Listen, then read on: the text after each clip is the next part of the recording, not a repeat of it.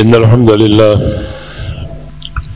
نحمده ونستعينه ونستغفره ونعوذ بالله من شرور أنفسنا ومن سيئات أعمالنا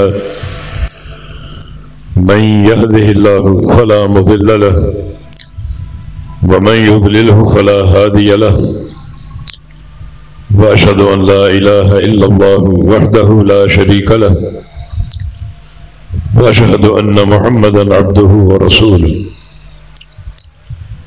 يا أيها الذين آمنوا اتقوا الله حق تقاته ولا تموتن إلا وأنتم مسلمون يا أيها الناس اتقوا ربكم الذي خلقكم من نفس واحدة وخلق منها زوجها وبث منهما رجالا كثيرا ونساء واتقوا الله الذي تساءلون به والأرحام إن الله كان عليكم رقيبا يا أيها الذين آمنوا اتقوا الله وقولوا قولا سديدا يصلح لكم أعمالكم ويغفر لكم ذنوبكم ومن يطع الله ورسوله فقد فاز فوزا عظيما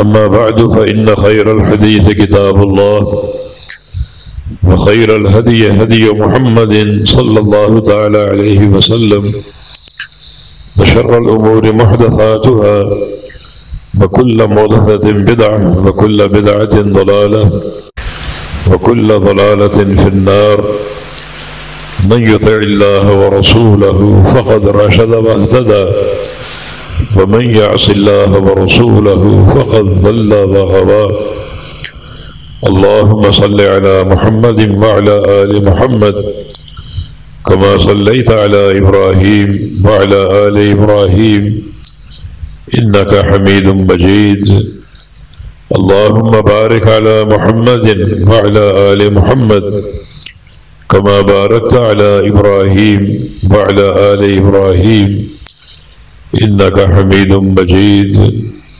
سبحانك لا علم لنا إلا ما علمتنا إنك أنت العليم الحكيم رب اشرح لي صدري ويسر لي أمري واحلل عقدة من لساني يفقه قولي أعوذ بالله من الشيطان الرجيم من همزه ونفخه ونفثه بسم الله الرحمن الرحيم يا أيتها النفس المطمئنة ارجعي إلى ربك راضية مرضية فادخلی فی عبادی وادخلی جنتی. یہ سورہ فجر کی آخری آیات ہیں. اللہ تعالیٰ ان آیات میں نفس انسانی سے مخاطب ہے.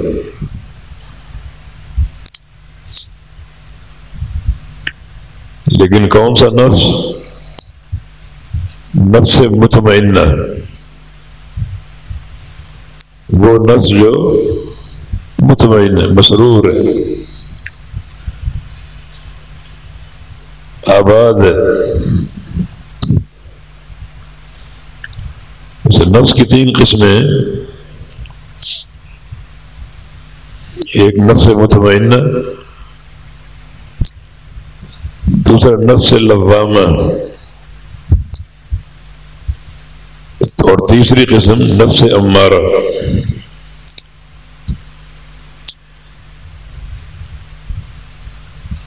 تینوں قسموں کا ذکر قرآن میں ہے. یہاں نفس مطمئنہ کا ذکر ہے اور 13ویں پارے کے آغاز میں نفس امارہ کا. وما ابرئ نفسی ان النفس لامارۃ بالسوء.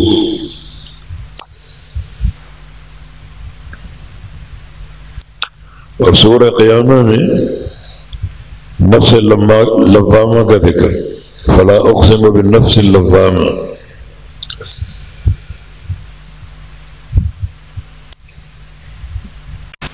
نفس امارہ جو ہے سب سے خبیث نفس ہے نفس امارہ اور شیطان میں کوئی فرق نہیں ہے. شیطان بھی برائی اور گناہوں کا منبع ہے، گناہوں کا مصدر. سوائے شر کے اس سے کوئی چیز برآمد نہیں ہوتی. اور نفس امارہ بھی گناہوں کا حکم دیتا ہے. نفس امارہ بھی گناہوں پر آمادہ کرتا ہے، ابھارتا ہے، اور کبھی اس سے خیر کی توقع نہیں ہوتی. یہ سب سے خطرناک نفس ہے. جیسے شیطان ہے جو گناہوں کا اور معصیتوں کا ایک مصدر اور مرکز ہے، تو نفس امارہ بھی ہمیشہ گناہوں کا حکم دیتا ہے اور کبھی اس سے خیر برآمد نہیں ہوتی. جہاں جائے گا شر ہی پھیلائے گا. انسان اپنے آپ کو پہچان سکتا ہے کہ اس کا نفس کون سا نفس ہے. کچھ لوگ جہاں بھی ہوں گناہوں کا راستہ اختیار کرتے ہیں، گندی صحبتیں، بری یاریاں، حرام کاروبار، اللہ تعالیٰ کی اطاعت سے گریز، نہ نماز نہ روزہ. مال ہے اور حج کی کوئی سوچ نہیں ہے. تو یہ نفس امارہ ہے جو ہمیشہ برائی پر ابھارتا اور آمادہ کرتا ہے. اور ایک نفس لوامہ ہے، ملامت کرنے والا، کہ انسان گناہ کرتا ہے، اس کا نفس اس کو ڈانٹتا ہے، ملامت کرتا ہے. یہ خیر ہے. آخر انسان اس ملامت کو سمجھ جائے گا اور برائیوں سے باز آ جائے گا جب اس کا نفس اس کو بار بار لعن طعن کرے گا، ملامتیں کرے گا، اس کو ڈانٹے گا، اللہ کے عذاب کی وعید سنائے گا. تو بالآخر یہ نفس لوامہ اس بندے کو سیدھا کرنے میں کامیاب ہو جائے گا. نفس لوامہ اچھا نفس ہے. اس کی دلیل یہ کہ اللہ تعالی نے نفس لوامہ کی قسم کھائی، وَلَا أُقْسِمُ بِالنَّفْسِ اللَّوَّامَةِ، اور میں قسم کھاتا ہوں اس نفس کی جو کہ لوامہ ہے، ملامت کرنے والا ہے، کہ بندہ گناہ کرے، معصیتیں کرے اور اس کو ڈانٹ ڈپٹ کرے، اللہ کے عذاب سے ڈرائے، بار بار ملامت کرے. تو یہاں خیر کی توقع ہے. ہر بندہ اپنے نفس کو پہچانتا ہے کہ میں گناہ کرتا ہوں تو اندر کی حالت اور کیفیت کیا ہوتی. وہ انسان اپنے آپ سے لڑتا ہے. المجاہد من جاہد نفسہ، حقیقی مجاہد وہ ہے جو اپنے نفس کے ساتھ جہاد کرے. تو نفس اس کو گناہوں پر ملامت کرتا ہے، پھر گناہ کرتا ہے، پھر ملامت کرتا ہے. کب تک گناہ کرے گا؟ بالآخر اس ملامت کا اس کو خوف آتا جائے گا اور وہ گناہوں کے راستے کو چھوڑتا جائے گا. تیسری قسم نفس مطمئنہ کی، وہ نفس جو مطمئن، بالکل مسرور، شاد و آباد.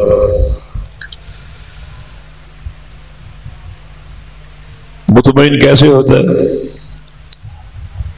اطمینان بے قراری اور بے چینی ختم کرنے کا نام.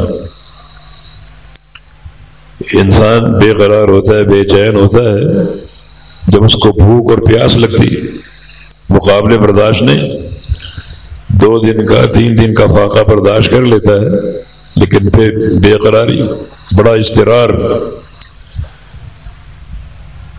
اگر اس کو خوراک نہ ملے تو تڑپتا رہتا ہے، اور اگر خوراک مل جائے، پانی نصیب ہو جائے، تو اس میں اطمینان آ جاتا ہے، آسودگی آ جاتی ہے۔ یہ نفس مطمئنہ کی حالت ہے۔ نفس مطمئنہ کو روحانی غذا ملتی ہے اطاعت کی صورت میں، اللہ کے ذکر کی صورت میں۔ اللہ پاک کا فرمان ہے الا بذکر اللہ تطمئن القلوب، خبردار اللہ کے ذکر سے دلوں کو اطمینان ملتا ہے۔ یہ نفس کی اور قلب کی جو غذا اور خوراک ہے وہ روحانی غذا ہے، کثرت ذکر ہے، قرآن کی تلاوت ہے، اعمال اطاعت ہے، نمازیں ہیں، روزے ہیں، حج عمرہ اور زکاتیں ہیں۔ یہ سارے اعمال اطاعت اس نفس کی خوراک ہے، اور یہ خوراک جمع ہو کر اس نفس کو نفس مطمئنہ بنا دیتا۔ یہ نفس جو مطمئن ہے اللہ کے ذکر کے ساتھ، اللہ اور اس کے رسول کی اطاعت کے ساتھ، کیونکہ اس نفس کو جو اس کی معنوی خوراک ہے وہ حاصل ہے، وہ نصیب ہے، تو پھر یہ نفس بے قرار نہیں ہے، بے چین نہیں ہے۔ بے قرار تب ہوتا ہے جب اللہ کے ذکر میں اور اطاعت میں تعادل آ جائے، اور جب یہ ذکر نصیب ہو جائے اور اللہ اور اس کے رسول کی اطاعت پر چل پڑے تو نفس مطمئنہ بن جاتا ہے۔ تو یہ نفس مسرور اور شادماں ہوتا ہے، بالکل پرسکون اور مطمئن، کیونکہ اس کو روحانی غذا دستیاب ہے جو اس نفس کی پیاس کو بجھاتی ہے اور اس کو آسودگی اور راحت مہیا کرتی ہے۔ ہر انسان اپنے آپ کو پہچان سکتا ہے کہ یہ اطمینان، یہ مسرت اور یہ سکون اس کو حاصل ہے یا نہیں، اور ظاہر ہے کہ یہ اعمال صالحہ کے ساتھ ہے اور اللہ تعالیٰ کے ذکر کے ساتھ۔ نبی علیہ السلام فرمایا کرتے تھے ارحنا بالصلاۃ یا بلال، بلال کچھ پریشانی ہے، ہمیں راحت پہنچاؤ نماز کے ذریعے۔ اذان کا وقت ہو چکا، اذان کہو، ہم نماز پڑھیں اور نماز پڑھ کے پرسکون ہو جائیں، مطمئن ہو جائیں۔ یعنی اعمال صالحہ جو ہے یہ یقیناً اس نفس کی غذا ہے۔ وقرۃ عینی فی الصلاۃ، میری آنکھ ٹھنڈک نماز ہے۔ کوئی بے قراری ہو، نماز کا وقت آ جاتا ہے، اللہ کی جناب میں حاضری دیتے ہیں تو آنکھیں ٹھنڈی ہو جاتی ہیں اور دل مطمئن ہو جاتا ہے۔ یہ قرار ہر بندے کو نصیب نہیں ہوتا۔ نماز کا وقت آتا ہے، کچھ بندے اس کو بوجھ تصور کرتے ہیں، پڑھتے ضرور ہیں لیکن ایک بوجھ محسوس کرتے ہوئے چند ٹکرے ماری اور آ گئے۔ لیکن کچھ بندے جو ہیں اس وقت کے آنے پر مستعد ہوتے ہیں، تیار ہوتے ہیں، ان کو ایک خوشی اور مسرت حاصل ہوتی ہے، ایک روحانی سکون ملتا ہے، اور بڑے اطمینان سے وہ نماز ادا کرتے ہیں کثرت ذکر کے ساتھ۔ اور جو بھی تقاضے ہیں نماز کی ادائیگی کے، تو ہر ایک کو یہ سکون نصیب نہیں ہوتا۔ نماز پڑھنے والے بھی بعض لوگ بے قرار ہی رہتے ہیں، اس فریضے کو جانتے ضرور ہیں مگر اس میں وہ ایک تنگی اور ایک بوجھ محسوس کرتے ہیں۔ لیکن جو لوگ نفس مطمئنہ کے مالک ہیں وہ نماز کے وقت کی آمد پر خوش، مسرور اور شادمان نظر آتے، پہلے سے مستعد، پہلے سے تیار۔ کتنے سلف صالحین ہیں جنہوں نے 40 سال، محمد بن سلامہ 40 سال انہوں نے نماز پڑھی تکبیر تحریمہ کے ساتھ۔ یعنی نماز کا وقت ہوتا تو باوضو ہو کر تیار ہوتے تھے، تاخیر نہیں ہوتی تھی۔ یہ نماز ان کی آنکھوں کی ٹھنڈک ہے۔ فرماتے ہیں ایک دن تاخیر ہوئی تھی، والدہ فوت ہو گئی تو ان کے کفن دفن میں کچھ دیر لگ گئی، تو اس دن مجھے تکبیر تحریمہ نصیب نہیں ہو سکی، باقی 40 سال کی نمازیں تکبیر تحریمہ کے ساتھ۔ یہ وہ لوگ ہیں جن کا یہ عمل نفس مطمئنہ کی دلیل ہے کہ جب بھی اطاعت کا وقت آتا ہے وہ شادماں ہوتے ہیں، اس کے لیے مستعد ہوتے ہیں، ذوق و شوق کا مظاہرہ کرتے ہیں اور وہ عمل انجام دیتے ہیں۔ نیکی کر کے بھی خوش ہوتے ہیں، نیکی سے قبل بھی خوش ہیں اور نیکی کر کے بھی خوش ہیں۔ نیکی سے قبل اللہ تعالیٰ سے توفیق کا سوال کرتے ہیں کہ نیکی کی توفیق دے دینا، اور نیکی کرنے کے بعد اللہ تعالیٰ سے قبولیت کی دعا کرتے ہیں، اس کو قبول کر لینا۔ اور ان کی نیکی ان شرائط پر قائم ہوتی ہے جن شرائط پر اعمال قبول ہوتے ہیں، مثلا اخلاص کی حفاظت ہے، سنت رسول کی اتباع ہے، تو یقیناً اعمال صالحہ جو ہیں یہ خوشی اور مسرت کا ایک پیغام ہوتے ہیں اور روحانی خوشی ملتی ہے، جس میں اللہ تعالیٰ کا شکر بھی ادا کرنا چاہیے۔ تبھی نبی علیہ السلام جب سلام پھیرتے تو یہ دعا پڑھتے، اللہم اعنی علی ذکرک و شکرک و حسن عبادتک، کہ تو نے اس نماز کی توفیق دی ہے، میری مدد فرما کہ میں تیرا ذکر کرتا رہوں اور تیرا شکر ادا کروں اور حسن عبادت بجا لوں، خوبصورت عبادت، بالکل سنت کے مطابق خوبصورت عبادت بجا لو۔ یہ نماز کے بعد کی دعا ہے، دوام ذکر کی، دوام شکر کی اور اچھی اور خوبصورت عبادت کی۔ تو یہ علامت نفس مطمئنہ کی، اور یہ دوام شکر جو ہے یہ ایک مومن کے لیے بہت بڑی بشارت۔ نبی علیہ السلام کی حدیث ہے، عجب لامر المؤمن فإن امرہ کلہ لہ خیر۔ مومن کا معاملہ بڑا عجیب ہے، ہر مومن بڑا عجیب بندہ ہے، عجیب انسان ہے کہ اس کا ہر کام اس کے لیے بہتر ہوتا ہے، اور یہ سعادت صرف مومن کو ملتی، ہر ایک کو نہیں ملتی۔ ان اصابته ضراء صبر وذلك خیر له، اگر اس کو کوئی تکلیف پہنچتی ہے تو اس پر صبر کرتا ہے، اور یہ صبر کرنا اس کے لیے بہتر ہے۔ وَإِنْ أَصَابَتْهُ سَرَّاءٌ، اور اگر خوشی پہنچتی ہے تو شاکر، پھر اللہ کا شکر ادا کرتا ہے، وَذَلِكَ خَيْرٌ لَهُ، اور شکر ادا کرنا بھی اس کے لیے بہتر ہے۔ یعنی پوری زندگی صبر اور شکر کے ساتھ گزارتا ہے۔ فَعَجَبَ لِأَمْرِ الْمُؤْمِنِ، تو کتنا عجیب ہے مومن کا معاملہ، کبھی ذکر، کبھی شکر ہے، کبھی صبر ہے، کبھی شکر ہے، کبھی صبر ہے، اور اس کی زندگی ان دو ساعتوں سے جدا نہیں ہوتی۔ نبی علیہ السلام کو پیشکش کی گئی تھی، اگر کہو تو یہ پہاڑ سارے سونے کے بنا دیں، اور یہ سارے جو حجر اور کنکر ہیں ان کو ہیرے بنا دیں، یا آپ کے ساتھ ساتھ چلیں، سونا بانٹو، ہیرے جواہرات تقسیم کرو، لوگوں کو دین پر لانے کے لیے آپ کی ایک بار کی دعا پر ہم یہ کر دیں گے۔ فرمایا کہ نہیں، مجھے مسکینی کی زندگی پسند ہے، احب ان آکل یوما واجوع یوما، میری یہ چاہت ہے کہ ایک دن کھانا کھاؤں اور ایک دن بھوکا رہوں، جس دن کھانا ملے اس دن شکر ادا کروں، اور جس دن فاقہ کرنا پڑے اس دن صبر کروں۔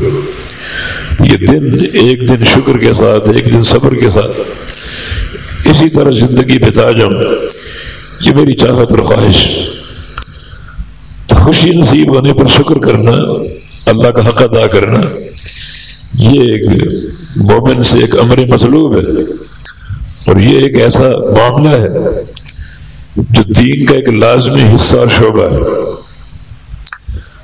آج ہماری قوم خوش ہے ایک عظیم فتح کے نصیب ہونے پر ہندوستان کے خلاف، اور خوشی ہونی چاہیے۔ ایک بڑے بھاری دشمن کو ہم نے دھول چٹا دی اور اس کے کئی مرکزوں کو نیست و نابود کر دیا، اس کے جہازوں کو اتار پھینکا مچھروں کی طرح، اور اس کو بالکل ساکت اور جامد کر دیا۔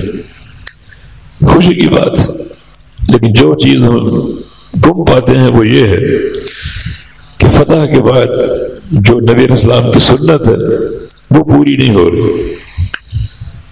آپ کی سنت کیا ہے؟ کئی احادیث سے آپ کا اسوہ حسنہ منقول ہے، آپ کا نمونہ کئی احادیث سے ثابت ہے۔ جنگ احزاب وہ ایک بڑی مشکل جنگ تھی، اور مشرکین مکہ اپنے سارے حلیفوں کو اور ساتھ یہودی کتے بھی مل گئے عہد توڑ کر، حالانکہ ان کا نبی علیہ السلام سے عہد تھا، میثاق تھا ایک دوسرے کی مدد کرنے کا، تو مدد تو دور کی بات، وہ مشرکین سے مل گئے اور ان سے اتحاد کر لیا بنو قریظہ کے یہودی، تو 10,000 کا لشکر تیار ہو گیا، اور ان کی خواہش تھی اور چاہت تھی کہ مدینے پہنچے۔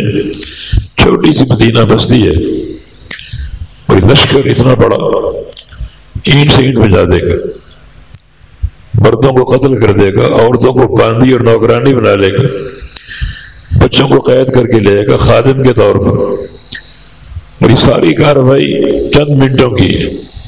اتنا بڑا لشکر اس کے سامنے ٹھہر ہی نہیں سکے گا۔ یہ طویل قصہ ہے۔ نبی علیہ السلام نے خندق کھدوائی اور اپنے شہر کا دفاع کیا، سارے نوجوان مقاتلین اس میدان میں آ گئے جہاں جنگ خندق ہوئی، عورتوں اور بچوں کو پہاڑوں پر بھیج دیا گیا ان کی حفاظت کے لیے، اور گھر بالکل خالی تھے۔ اگر حصار توڑ کے داخل ہو جاتے گھر سارے ان کو خالی ملتے، عورتیں پہاڑوں پر تھیں، بچے پہاڑوں پر تھے، وہ خندق عبور نہ کر سکے۔ 20-21 دن کا محاصرہ رہا ان کا، اور پھر اللہ کی مدد آ گئی۔ اللہ تھوڑا سا آزماتا ہے، اگر اللہ فوری مدد دیتا ہے یا اس کا نظام ہوتا فوری مدد کا، تو اللہ نبی کو دیتا ہے۔ نبی سے بڑھ کر مقرب کون ہے؟ اور اللہ تھوڑا سا امتحان لیتا ہے، صبر کا، عزیمت کا، اطاعت کا۔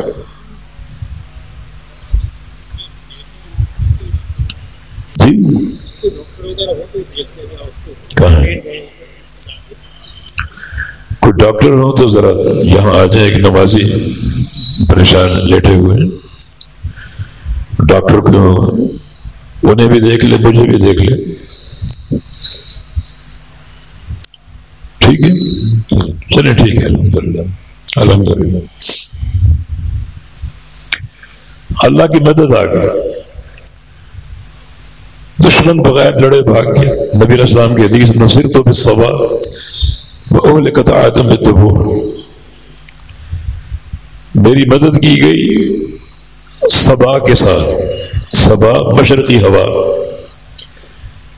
جو آندھی کی صورت میں آئی اور قوم عاد کو ہلاک کیا گیا دبور کے ساتھ، مغربی ہوا کے ساتھ۔ وہ بہت تیز تھی مگر اتنی بھی تیز نہیں تھی، اگر بہت تیز ہوتی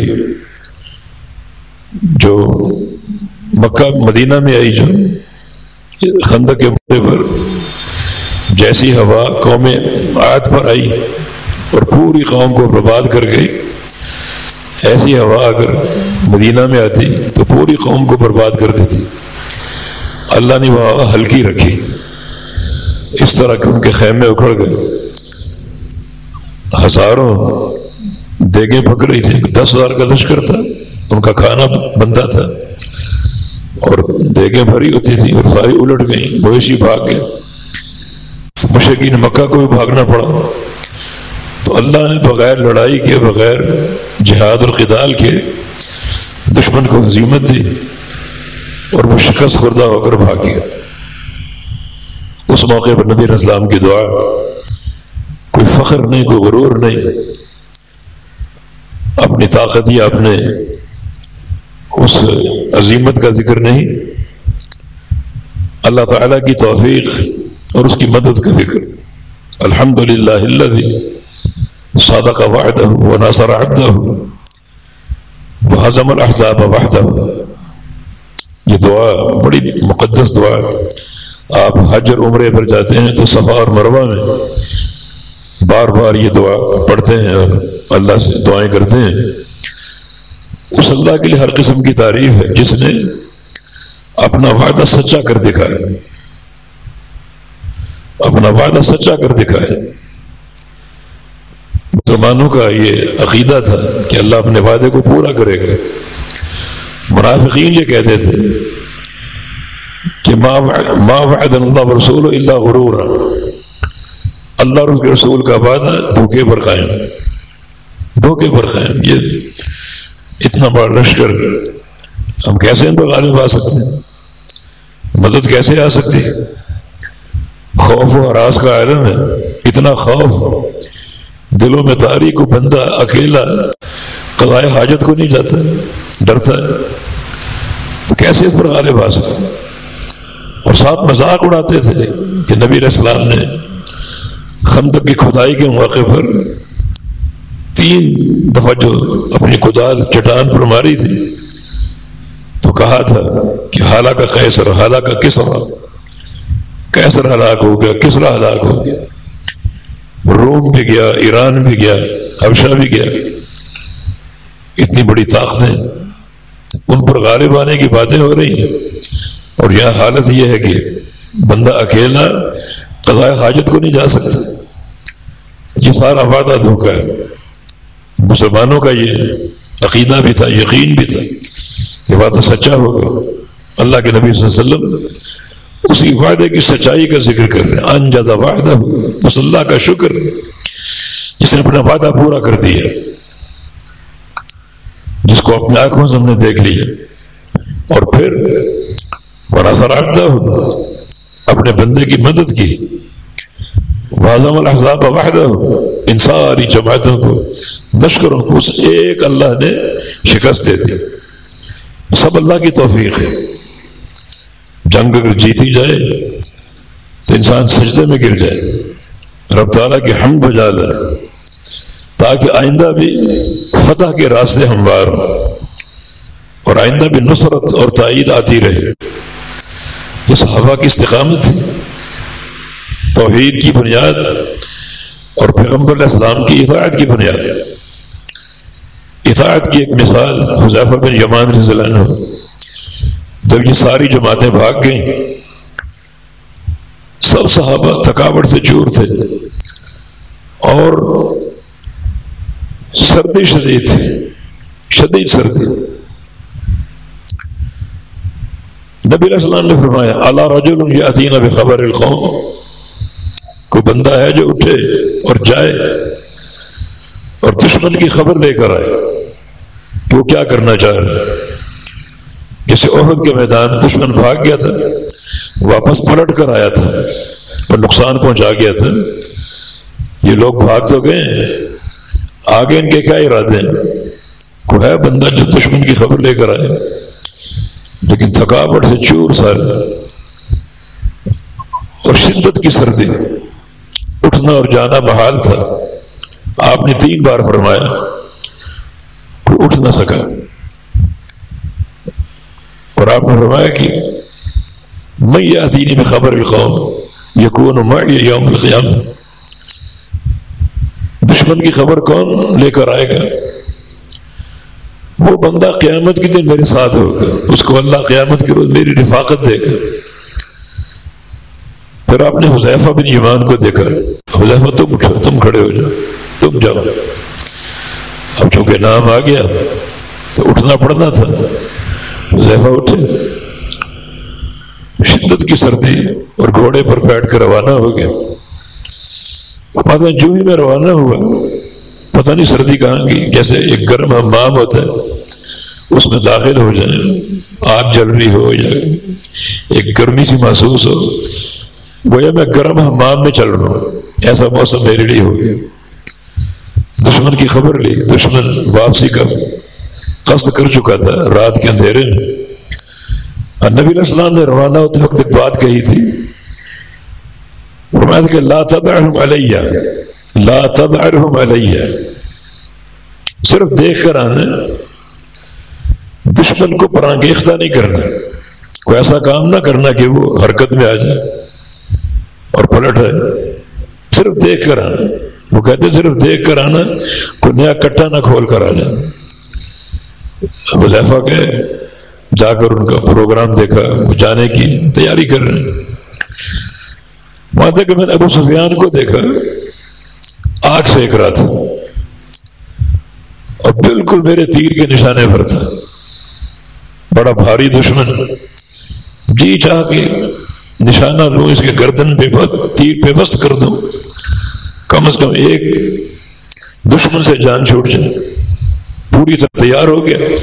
پھر نبی علیہ السلام کی بات یاد آئی کہ لا تدعرهم علیہ، کہ ان کو مفر بھڑکا نہ دینا، کوئی نیا کام نہ کر کے آ جانا، صرف خبر لے کے آنے۔ تو چھوڑ کر آ گیا۔ یہ جذبہ اطاعت ہے، یہ اطاعت کا جذبہ ہے، اور واقعی توحید کی اساس ہو اور پیغمبر علیہ السلام کی اطاعت ہے، یہ دو چیزیں کامیابی کا باعث بنتی ہیں۔ تو عرض کرنے کا مقصد یہ کہ جو جنگ کے بعد، فتح کے بعد، جو اللہ کے پیارے پیغمبر کی سنت اور جو آپ کا طرز عمل ہے وہ ہونا چاہیے۔ ہماری فوج یقیناً کمال کر گئی اللہ کی توفیق سے۔ ہمارے جو commander in chief general Asim Munir, جو سعودی عرب میں قیام کے دوران توحید بھی سیکھ کے قرآن کے حافظ ہوئے، اور ایسے کمانڈر میں بڑی برکات ہوتی، ایسا سپاہ سالار ہو تو اللہ یقیناً برکتیں بھی دیتا ہے، فتح بھی دیتا ہے، مبارکباد کے مستحق، ان کو سلوٹ کیا جائے، لیکن ساتھ ساتھ توحید کی اساس، اللہ کا شکر، اور غرور کی بجائے تواضع۔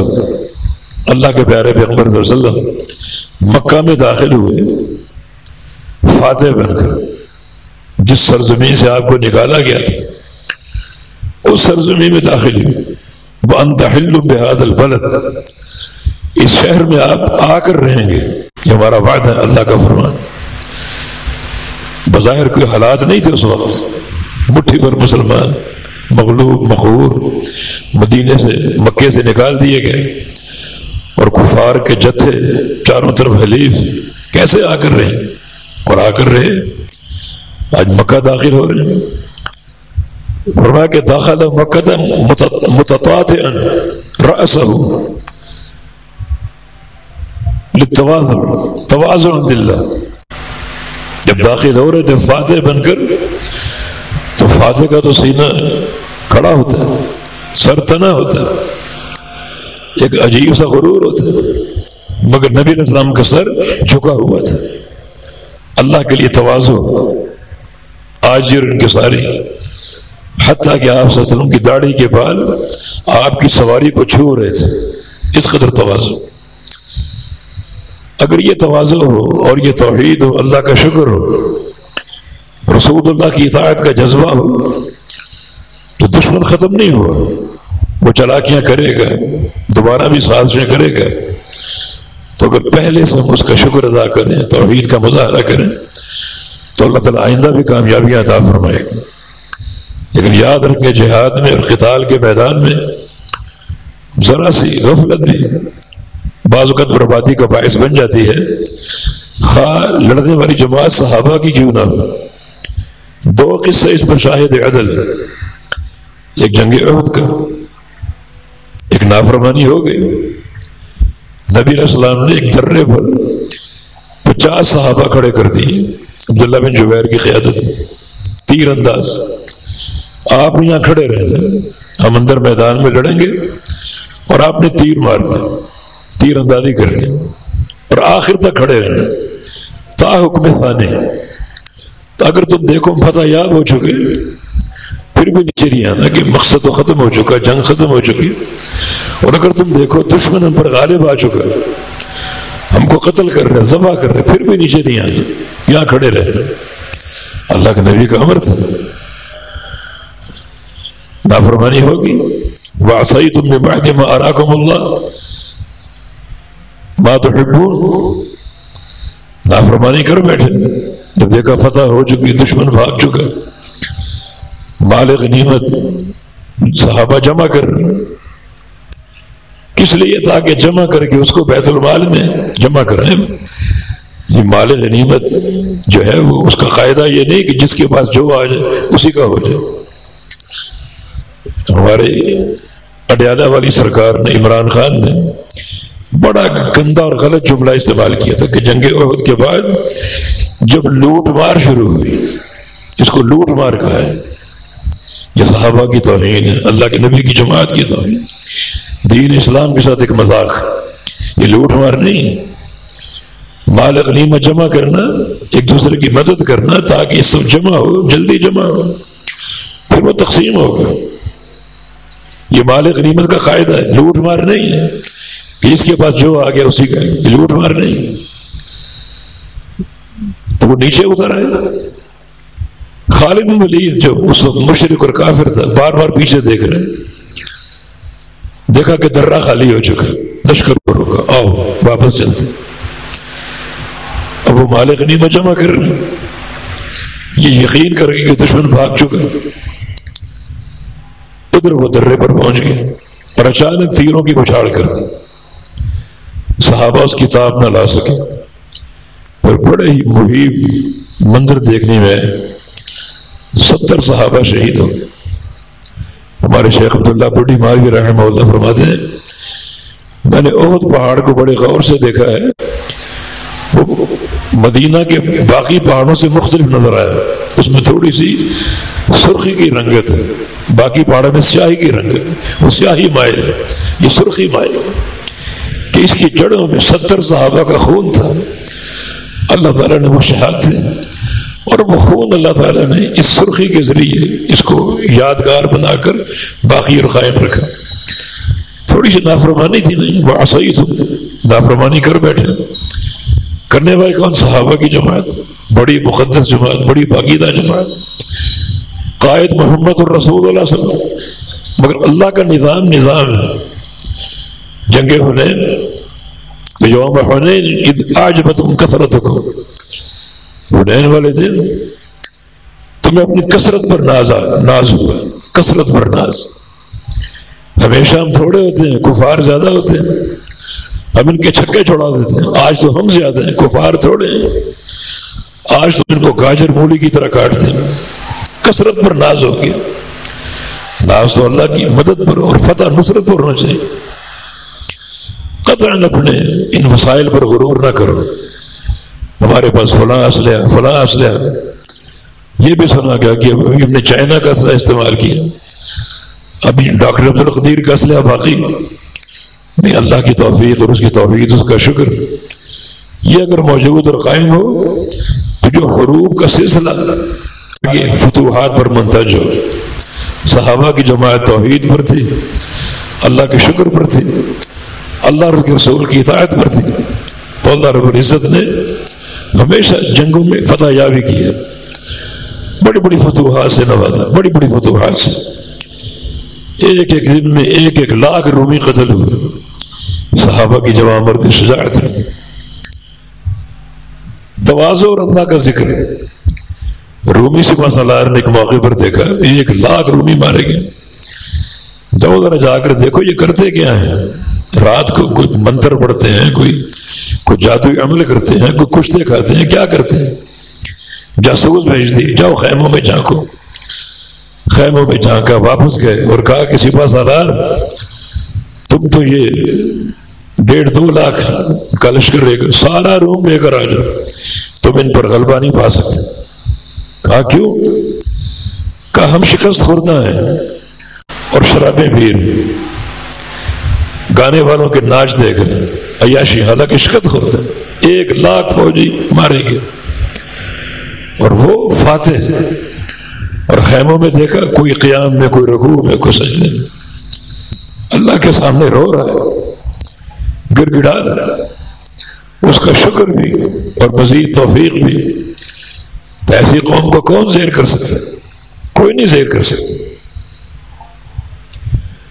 روح کو سازش ایک سوچی، چال باز قوم تو ہے ہی. اعلان بھجوا دیا کہ فوجوں کو چھوڑ دو، آج مقابلہ دونوں کمانڈروں میں ہوگا. اس نے کہا میں پہلوان ہوں، بڑا نامی گرامی، بڑی طاقت کا مالک ہوں، اور خالد بن ولید دبلے پتلے لاغر سے انسان، میرا ایک تھپڑ نہیں سہ سکیں گے. تو کہا کہ شکست اور فتح کا فیصلہ کمانڈروں کی لڑائی سے کر لیتے ہیں، لشکر کو چھوڑ دو. اور میں ٹھیک ہے، چیلنج قبول کر لیا. دونوں کمانڈر سامنے آ گئے. پہلا وار بھی رومی نے کیا، طاقتور تھا، ڈھال آگے کی ڈھال ٹوٹ گئی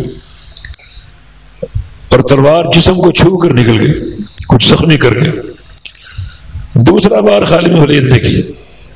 یہ وار اللہ کی توحید سے بھرپور تھا، عقیدے کی قوت کے ساتھ اور ایمان کی قوت کے ساتھ. اس نے بھی ڈھال آگے کر دی، ڈھال ٹوٹی، تلوار سر میں داخل ہوئی اور پورے جسم میں پھر کر 2 ٹکڑے کر دیے اس کے.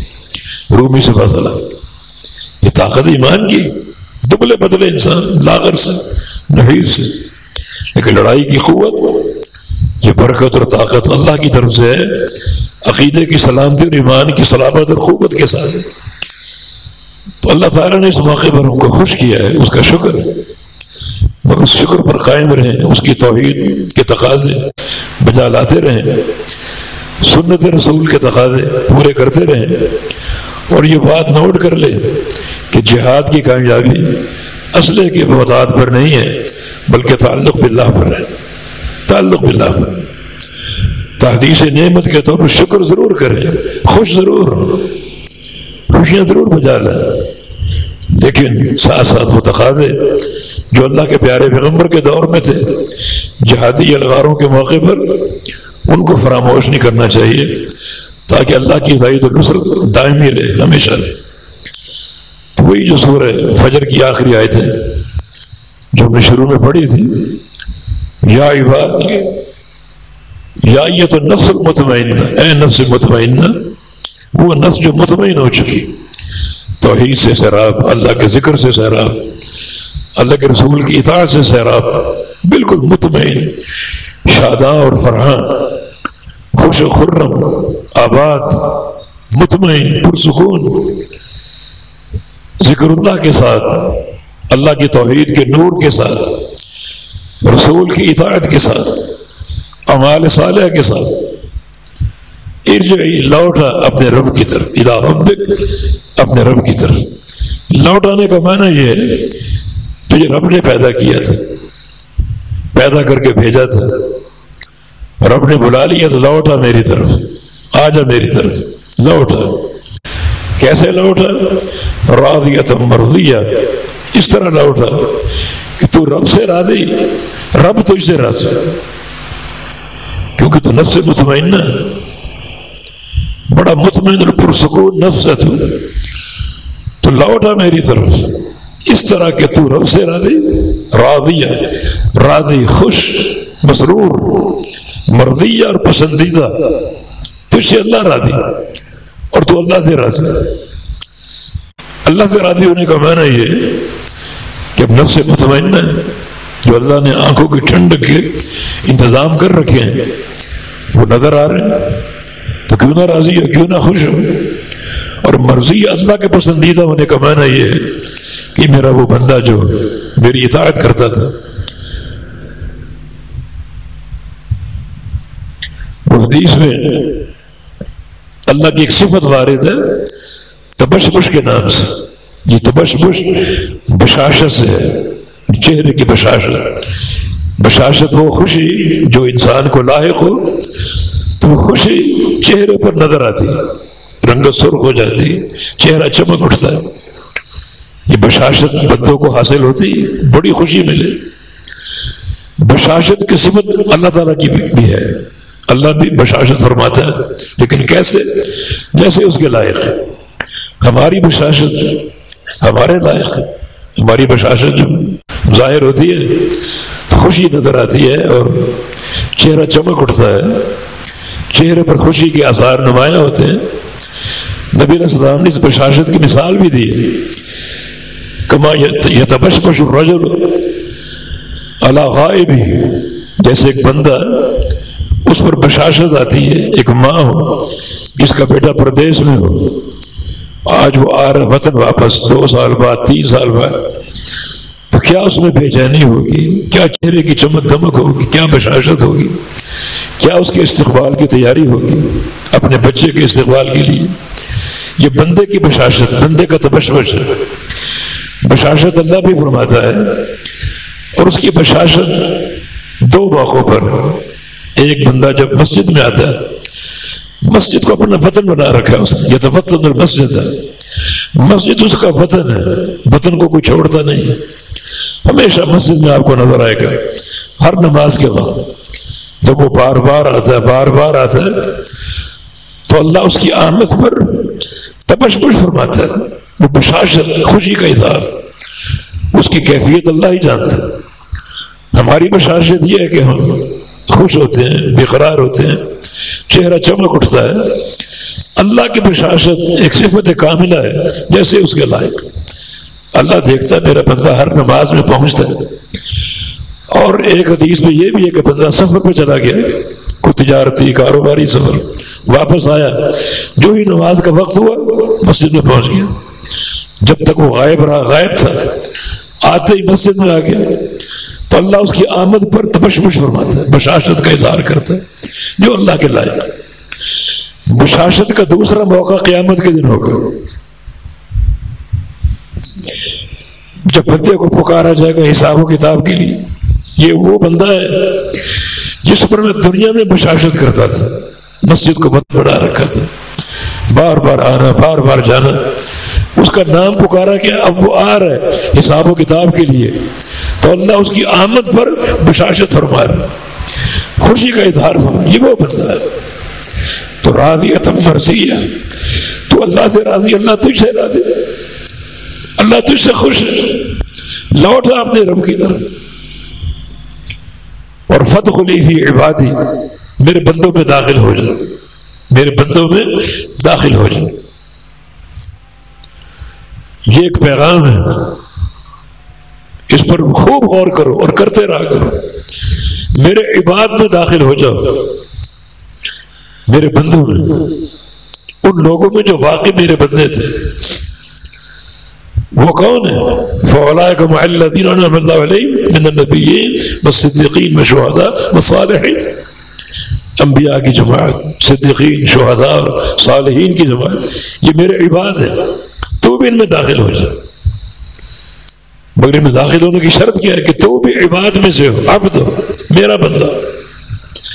میرا بندہ ہونے کا تقاضا یہ ہے کہ پوری طرح میری توحید پر کاربند ہو۔ اللہ کا بندہ وہ ہے جو اللہ کی عبودیت میں داخل ہو جائے، شامل ہو جائے۔ رب تو ہے، بس حاجت روا بھی تو ہے، مشکل کشا بھی تو ہے، تجھے ہی پکارنا ہے، تیری پناہ میں آنا ہے، تو ہی دستگیری کرنے والا، تو ہی داتا، تو ہی غوث۔ یہ عباد ہے، یہ عباد تھے، ان عباد میں داخل ہو جائے، تو اس کے لیے عباد بننا پڑے گا، عباد بننا پڑے گا۔ فادخلی فی عبادی، یہاں بڑی دنیا فیل ہو چکی، عباد نہیں ہے، عقیدے کی سلامت نہیں ہے۔ جناب فلاں مشکل کشا، فلاں حاجت روا، فلاں مزار سے اولاد ملتی، فلاں سے شفا ملتی، یہ اللہ کا عباد نہیں ہے۔ اللہ کا عباد ہو جو خالص اللہ کے عبد ہو۔ تو ایک پیغام ہے، میرے عباد میں داخل ہو جا۔ یہ داخل ہونے والے کون ہیں؟ جو واقعی اللہ کے عباد ہیں، ان کے ہمراہ جنت میں داخل ہو جائے، ان کے ہمراہ، یہ ہمراہی بڑی قابل قدر ہے۔ والحقنی بالصالحین، کہ یا اللہ مجھے مرتے ہی ملا دے صالحین کے ساتھ۔ نبی علیہ السلام جب آپ کا انتقال کا وقت آیا، عائشہ صدیقہ فرماتی ہیں کہ توفی رسول اللہ صلی اللہ علیہ وسلم فی بیتی وفی یومی بین صہری و نحری، اللہ کے نبی کا انتقال میرے گھر میں ہوا، اس دن باری بھی میری تھی، اور آپ کا سر میرے سینے سے ٹکا ہوا تھا، اور آپ صلی اللہ علیہ وسلم نے دعا کر لی، اللہم الحقنی بالرفیق الاعلی، کہ مجھے ملا دے رفیق اعلیٰ کے ساتھ۔ یہ رفیق اعلیٰ کون ہے؟ یہ 4 لوگ، انبیاء کی جماعت کے ساتھ، صدیقین کی جماعت کے ساتھ، شہداء کی جماعت اور صالحین کی جماعت۔ ان میں شامل کر دے، مجھے ان میں شامل کر دے۔ وطر کی جو آپ دعا پڑھتے ہیں، اور کچھ لوگوں کو اس دعا پر صبر نہیں آتا، لمبی دعائیں مانگتے ہیں. یہ لمبی دعا کہاں سے ملتی ہے؟ وطر کی دعا، قنوت وطر کی اتنی جامع دعا ہے کہ کوئی چیز باقی نہیں بچتی. اور سب سے بڑا اس میں جو معنی ہے کہ مجھے رفیق اعلیٰ کے ساتھ ملا دے. اللہم اہدنی فیمن ہدیت، مجھے ہدایت دے دے اور ہدایت دے کر ان لوگوں میں شامل فرما دے جو بندے ہدایت یافتہ. وعافنی فیمن عافیت، مجھے عافیت دے دے عافیت والے لوگوں کے ساتھ. بڑی جامع دعا ہے، اس میں کوئی چیز باقی نہیں بچتی. اس کے بعد آپ کی لمبی دعائیں 15 منٹ 20 منٹ کی کیا ضرورت ہے؟ اللہ کے نبی صلی اللہ علیہ وسلم کی جو تعلیم اور جامعیت ہے اس میں کوئی شک ہے؟ آپ کو چین نہیں آتا یہ دعا مانگ کر اور اپنی طرف سے اضافے کرتے ہو؟ بتاؤ اس دعا کو پڑھو، اس کا معنی پڑھو، کبھی موقع ملا بتائیں گے. کون سی چیز باقی بچی جو اللہ کے نبی نے چھوڑ دی ہو؟ یہاں یعنی ہر جملے میں اسی رفیق اعلیٰ الحقنی بالصالحین، نیکی دے اور نیکی کی توفیق کے ساتھ ساتھ مجھے مرنے کے بعد صالحین میں شامل فرما دینا. تو فادخلی فی عبادی، میرے بندوں میں داخل ہو جائے. یہ عباد میری عباد ہے، موحدین کی جماعت ہے، یا انبیاء ہے، شہداء اور صالحین اور صدیقین ہیں. داخل ہو جائے اور فادخلی جنتی، اور میری جنت میں داخل ہو جائے. عبداللہ بن عباس رضی اللہ عنہ طائف میں فوت ہوئے تھے. اس امت کے بہت بڑے عالم، مفسر قرآن. ان کے شاگردوں کا ایک جمع خبیر ان کے ساتھ ابن کثیر نے نقل کیا کہ جب ان کی روح قبض ہو رہی تھی تو فضاؤں میں یہ آیتیں سنی گئی، یا ایتھا النفس المطمئنہ، اے نفس مطمئنہ ارجعی الی ربک راضیۃ مرضیہ. یہ فضاؤں میں اس آیت کو سنا گیا. پڑھنے والا کون تھا؟ اللہ بہتر جانتا ہے. آواز کس کی تھی؟ اللہ بہتر جانتا ہے. لیکن اللہ تعالیٰ بتاتا ہے کہ یہ سعادتیں کن کو ملتی ہیں. عبداللہ بن عباس، ان کی سیرت، ان کا کردار، ان کا عقیدہ، ان کا علم، سنت کی محبت، رسول کی محبت، مثالی چیزیں ہیں. ایسے لوگ جب آتے ہیں تو اللہ ان کی عظمت کو دنیا پر اجاگر کرتا ہے. اے نفس مطمئنہ، لوٹا اپنے رب کی طرف. رب تجھ سے راضی، تو رب سے راضی. میرے بندوں میں داخل ہو جا، عباد میں، اور جنت میں داخل ہو جا. اللہ تعالیٰ ولی توفیق. اللہ رب العزت اس مقام کے جو بھی مندرجات اور مضامین ہیں ان کو اپنانے کی توفیق دے، عمل کی توفیق دے. اور اللہ تعالیٰ جو خوشی ہم کو عطا فرمائی اس کا حق ادا کرنے کی، شکر ادا کرنے کی توفیق دے. اور اللہ فتح عظیم کی اس بشارت کو دائمی بنا دے، دائمی بنا دے. ہندوستان باز نہیں آئے گا، کٹر دشمن ہے ہمارا. اسی طرح پکڑا جائے، پوری طرح اس کو مفلوج کر دیا جائے، اس کی طاقتوں کو پارا پارا کر دیا جائے، مگر توحید کی قوت کے ساتھ، عقیدے کی صلابت کے ساتھ، اور شکر کا حق ادا کرتے ہوئے، اور سب سے بڑھ کر پیغمبر علیہ السلام کی سنت کی اتباع کے ساتھ. قول قولی ھذا واستغفر اللہ لی ولکم وآخر دعوانا ان الحمد للہ